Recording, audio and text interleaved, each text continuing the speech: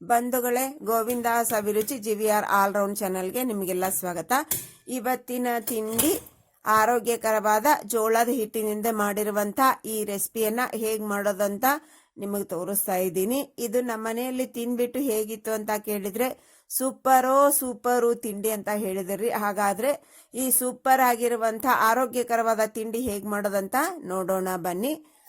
ಈ ತಿಂಡಿಗೆ ಏನು ಹೆಸರಿಡಬೇಕು ಅಂತ ಗೊತ್ತಾಗಿಲ್ಲ ಬಂಧುಗಳೇ, ನಮಗೆ ಕಮೆಂಟ್ನಲ್ಲಿ ತಿಳಿಸಿ ಯಾವ ಹೆಸರಿಡಬೇಕು ಅಂತ. ಅದು ಹೇಗಿತ್ತು ಅನ್ನೋದನ್ನ ತಿಳಿಸಿ.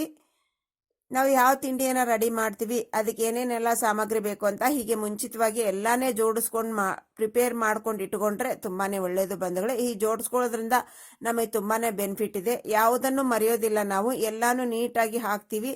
ಎಲ್ಲ ಸಾಮಗ್ರಿ ಎಷ್ಟು ಹಾಕ್ಬೇಕು ಅಂತ ಹಾಕಿದ್ರೆ ನಮ್ಮ ತಿಂಡಿ ಸೂಪರ್ ಆಗುತ್ತೆ. ಒಂದು ಮಿಕ್ಸಿಂಗ್ ಬೌಲ್ ತಗೊಂಡು ಅದರಲ್ಲಿ 3 ಕಪ್ ಜೋಳದಿಟ್ಟು, 2 ಸ್ಪೂನ್ ಹೆಸರು ಬೇಳೆ ನೆನೆಸಿರೋದು, 2 ಸ್ಪೂನ್ ಕಡ್ಲಿ ಬೇಳೆ ನೆನೆಸಿರೋದು, ಹಾಗೆ ಒಂದು ಮುಷ್ಟಿಯಷ್ಟು ಶೇಂಗಾನ ನಾವು ಹುರ್ಕೊಂಡು ಸಿಪ್ಪೆ ತೆಗೆದಿರುವಂತದ್ದು 2 ಭಾಗ ಮಾಡಿರುವಂತದ್ದು. ಇದು ಒಂದು ದೊಡ್ಡ ಗಾತ್ರದ ಈರುಳ್ಳಿಯನ್ನ ಚಿಕ್ಕದಾಗಿ ಕಟ್ ಮಾಡ್ಕೊಂಡಿರುವಂತದ್ದು, 1/2 ಸ್ಪೂನು ಅಲ್ಲ ಬೆಳ್ಳುಳ್ಳಿ ಪೇಸ್ಟು, ಹಾಗೆ ನಾವು ಸಬ್ಬಸಿಗೆ ಸೊಪ್ಪು 1/2 ಕಪ್ ಕೊಬ್ಬರಿ, 4 ಮೆಣಸಿನಕಾಯಿ ಕಟ್ ಮಾಡಿರೋದು, 1 ಸ್ಪೂನ್ ಜೀರಿಗೆ, 1/2 ಸ್ಪೂನ್ ಖಾರ ಪುಡಿ, ಕರಿಬೇವು, ಕೊತ್ತಂಬರಿ, ಉಪ್ಪು, ಅರಿಶಿನ ಪುಡಿ. ಉಪ್ಪನ್ನ 1 ಸ್ಪೂನ್ ಹಾಕೊಳ್ಳಿ. ನಮ್ಮ ಕ್ವಾಂಟಿಟಿಗೆ ತಕ್ಕೊಂಡು ನಾವು ಎಲ್ಲಾನು ಹೆಚ್ಚು ಕಮ್ಮಿ ಹಾಕೋಬಹುದು, ಎಷ್ಟು ಹಾಕೋಬಹುದು ಅಂತ.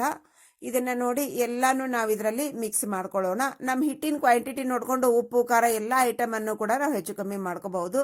ನೀಟಾಗಿ ಮೊದಲು ನಾವು ಹಿಟ್ಟಿನಲ್ಲಿ ಮಿಕ್ಸ್ ಮಾಡ್ಕೊಂಡ್ಬಿಟ್ಟು ಒತ್ತಿ ಮಿಕ್ಸ್ ಮಾಡಿದ್ರೆ ನಮ್ಮ ಈರುಳ್ಳಿ ಅನ್ನೋದೆಲ್ಲ ಓಪನ್ ಆಗಿ ಮಿಕ್ಸ್ ಆಗುತ್ತೆ. ಅದರಲ್ಲಿ ಸ್ವಲ್ಪನೇ ಕುದಿ ಅಂತ ನೀರು ಕೊತ ಅಂತಿರುತ್ತಲ್ವಾ, ಆ ನೀರನ್ನ ಸ್ವಲ್ಪನೇ ಹಾಕ್ಬಿಟ್ಟು ಮಿಕ್ಸ್ ಮಾಡಿ ಈ ಕನ್ಸಿಸ್ಟೆಂಟಿ ಬರ್ಬೇಕು. ನಮಗೆ ಉಂಡೆ ಕಟ್ಟಿದ್ರೆ ಹೀಗೆ ಬರಬೇಕು. ಹೀಗೆ ಕಟ್ಟಕ್ಕೆ ಬಂದ್ರೆ ಇಷ್ಟಕ್ಕೆ ನಾವು ಕರೆಕ್ಟ್ ಇದೆ ಅಂತ ಅರ್ಥ ನಮ್ದು. ಇವಾಗ ಪ್ಲಾಸ್ಟಿಕ್ ಸೀಟಿ ಮೇಲೆ ನಾವು ಸ್ವಲ್ಪ ಎಣ್ಣೆಯನ್ನು ಹಚ್ಬಿಟ್ಟು ನಮ್ಗೆ ಯಾವ ಸೈಜ್ನಲ್ಲಿ ಬೇಕೋ ಆ ಸೈಜ್ನಲ್ಲಿ ನಾವು ರೆಡಿ ಮಾಡ್ಕೊಳ್ಳೋಣ.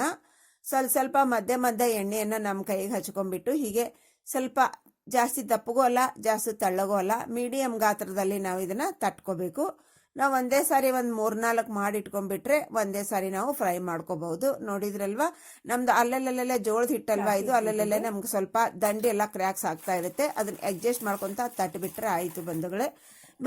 ನನ್ನ ರೆಸಿಪಿ ನಿಮ್ಗೆ ಇಷ್ಟ ಆಗ್ತಿತ್ತು ಅಂದ್ರೆ ಸಬ್ಸ್ಕ್ರೈಬ್ ಮಾಡ್ಕೊಳ್ಳೋದನ್ನ ಮರಿಬೇಡಿ, ಒಂದು ಲೈಕ್ ಕೊಡೋದನ್ನ ಮರಿಬೇಡಿ,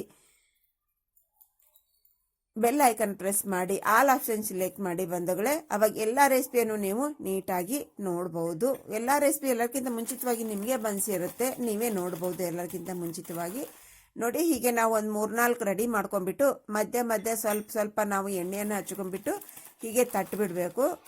ಜಾಸ್ತಿ ತೆಳ್ಳಗೂ ತಟ್ಲಿಕ್ಕೆ ಹೋಗ್ಬೇಡಿ, ಜಾಸ್ತಿ ದಪ್ಪಗೂ ತಟ್ಲಿಕ್ಕೆ ಹೋಗ್ಬೇಡಿ.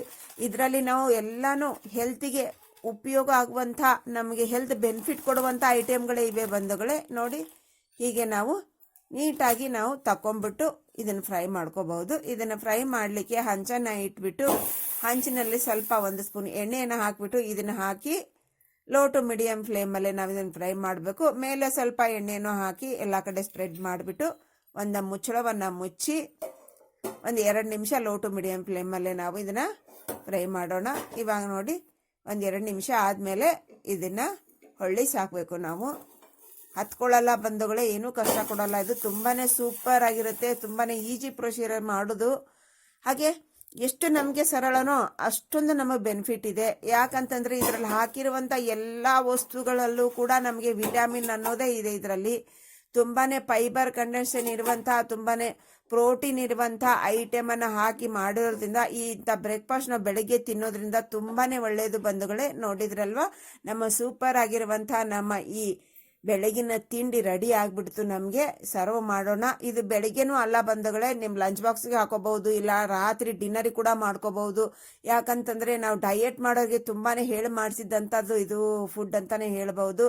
ತುಂಬಾ ವಿಟಮಿನ್ ಪ್ರೋಟೀನ್ ಅಂಶ ಇರುವಂತಹ ಈ ತಿಂಡಿಯನ್ನ ನಾವು ಅವಾಗ ತಿಂತಾನೆ ಬರಬೇಕು. ಇಂಥ ತಿಂಡಿಯನ್ನ ಮಾಡಿಕೊಟ್ಬಿಟ್ರೆ ಮಕ್ಕಳಿಗೆ ತುಂಬಾನೇ ಇಷ್ಟ ಆಗುತ್ತೆ. ಮಕ್ಕಳು ಸ್ಕೂಲಿಂದ ಬಂದ ತಕ್ಷಣ ಹೀಗೆ ಮಾಡಿಕೊಟ್ಬಿಟ್ರೆ ತುಂಬಾನೇ ಒಳ್ಳೆಯದು ಬಂಧುಗಳೇ.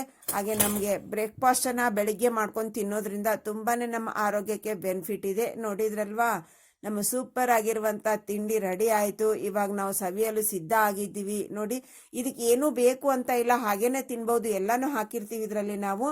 ಆದರೆ ಇವಾಗ ಚಟ್ನಿ ಮತ್ತು ಇದೆಲ್ಲ ಐಟಮ್ ಸಾಗು ಪಲ್ಯ ಸಾಂಬಾರ್ ಜೊತೆಗೆ ತಿಂತಾ ಇದ್ರೆ ಬಂಧುಗಳೇ, ವಾ ಏನು ಎಕ್ಸಲೆಂಟ್ ಟೇಸ್ಟ್ ಅಂತೀರಿ ಬಂಧುಗಳೇ. ನೀವು ಒಂದ್ಸಾರಿ ಮಾಡ್ಕೊಂಡ್ಬಿಟ್ಟು ಹೇಗಿತ್ತು ಅಂತ ತಿಳಿಸೋದನ್ನ ಮರಿಬೇಡಿ. ನೋಡಿ, ಅದ್ರ ಜೊತೆಗೆ ನಾವು ನಡ್ನಡ್ಕ ಈಗ ಒಂದೊಂದು ತುತ್ತು ಇಟ್ಕೊಂಡ್ಬಿಟ್ಟು ಸಾಂಬಾರ್ ಜೊತೆಗೆ ಸವಿತಾ ಇದ್ರೆ ಬ್ರಹ್ಮಾಂಡ ಟೇಸ್ಟ್. ಅದಕ್ಕೆ ನಮ್ಮ ಮನೆಯಲ್ಲಿ ಸೂಪರೋ ಸೂಪರ್ ತಿಂಡಿ ಅಂತ ಹೇಳಿದ್ರು ಬಂಧುಗಳೇ. ಈ ಸೂಪರೋ ಸೂಪರ್ ತಿಂಡಿಯನ್ನ ನೀವು ನೋಡೋದನ್ನ ಮರಿಬೇಡಿ, ಕೊನೆಯವರೆಗೆ ನೋಡಿ, ಅರ್ಧಂಬರ್ಧ ಸ್ಕಿಪ್ ಮಾಡಬೇಡಿ. ಅವಾಗ ನೀವು ಒಂದ್ಸಾರಿ ಮಾಡ್ಕೊಂಡ್ಬಿಟ್ಟು ಹೇಗಿತ್ತು ಅಂತ ತಿಳಿಸೋದನ್ನ ಮರಿಬೇಡಿ. ಇಷ್ಟ ಆದರೆ ಒಂದು ಲೈಕ್ ಕೊಡಿ. ಇನ್ನೊಂದು ರೆಸಿಪಿಯಲ್ಲಿ ನಿಮ್ಮ ಭೇಟಿಯಾಗೋಣ. ನೋಡಿ ಬಂಧುಗಳೇ, ನಮ್ಮ ಈ ಚಟ್ನಿ ಸಾಗು ಪಲ್ಯ ಇದ್ದೇ ಬೇಕು ಅಂತಿಲ್ಲ ಬಂಧುಗಳೇ. ಯಾವ್ದು ಇಲ್ಲ ಅಂದ್ರೂ ನಾವು ಬರೀ ಇದು ಒಂದನ್ನೇ ಸರ್ವ್ ಮಾಡಿಬಿಟ್ಟು ಲಂಚ್ ಬಾಕ್ಸಿಗೆ ಇದು ಒಂದೇ ಸ್ವಲ್ಪ ತುಪ್ಪ ಹಾಕೊಂಡು ತೊಗೊಂಡು ಹೋಗ್ಬಿಟ್ರು ಕೂಡ ತುಂಬಾನೇ ಒಳ್ಳೆಯದು ಬಂಧುಗಳೇ. ಹಾಗಾದ್ರೆ ಈ ರೆಸಿಪಿ ನಿಮ್ಗೆ ಇಷ್ಟ ಆಗಿದೆ ಅನ್ಕೋತಾ ಇದ್ದೀನಿ. ಇಷ್ಟ ಆದರೆ ಒಂದು ಲೈಕ್ ಕೊಡೋದನ್ನ ಮರಿಬೇಡಿ. ಇನ್ನೊಂದು ರೆಸಿಪಿಯಲ್ಲಿ ಸಿಗೋಣ. Thanks for watching. ಬಾಯ್.